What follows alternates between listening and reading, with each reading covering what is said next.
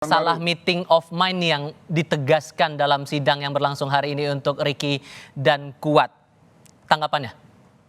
Ya, saya pikir sudah jelas ya.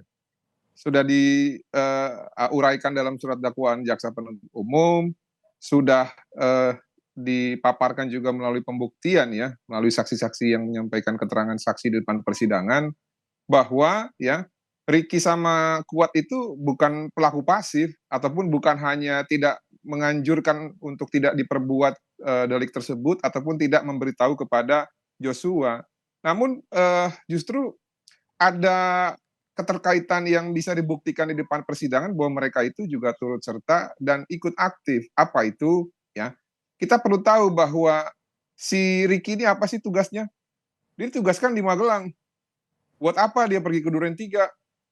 Ya, dan pasca dia diberitahukan untuk diminta bantuan untuk menembak Joshua apabila Joshua melawan, dia justru ngikut ke Duren 3 bersama-sama Putri Chandrawati.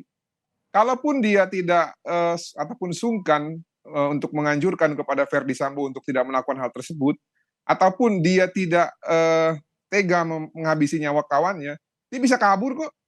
Ini dia nggak kabur, dia pergi ke Duren 3, berarti ada puzzle yang belum lengkap, ya, ataupun nanti mungkin dalam surat tuntutan akan diuraikan lagi terhadap temuan-temuan yang bisa disimpulkan gitu loh, mengenai seluruh rangkaian peristiwa yang dilakukan oleh Ricky. Lalu Kuat itu ikut loh, naik satu lift bareng sama Putri Chandrawati, ya, pada saat di Jalan Saguling. Lalu Kuat juga membawa pisau.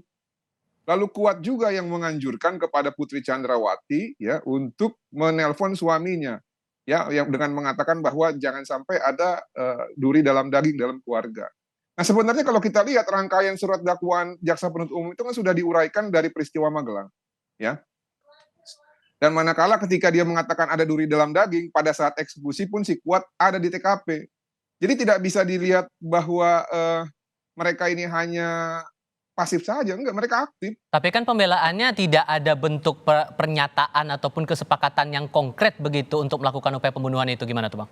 Jadi kalau meeting of mind, karena pemikiran itu sifatnya abstrak, Mas. Makanya saya bilang ada satu saksi yang memang harus dihadirkan, yaitu provider Meta. Saya yakin itu banyak percakapan mereka yang tidak terdeteksi, ya, itu melalui sistem elektronik yang kita sebut dengan provider WhatsApp, ya. Nah, cuman bukan berarti bukti yang disajikan oleh jaksa saat ini itu tidak cukup. Menurut saya sudah lebih dari cukup untuk menarik mereka sesuai dengan apa yang disampaikan dalam pasal 55 ayat 1. Dan kalau masalah ahli, kemarin ahli dari pidana maupun kriminolog dari jaksa pun mengatakan mereka bisa ditarik bersama-sama.